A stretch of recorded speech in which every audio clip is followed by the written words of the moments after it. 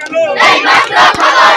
এই মাত্র খবর এলো শেখ হাসিনা পালিয়ে গেল শেখ হাসিনা পালিয়ে গেল এই মাত্র খবর এলো দুনিয়া পালিয়ে গেল এই মাত্র খবর এলো এই মাত্র খবর এলো শেখ হাসিনা পালিয়ে গেল দুনিয়া পালিয়ে গেল এই মাত্র খবর এলো এই মাত্র খবর এলো শেখ হাসিনা পালিয়ে গেল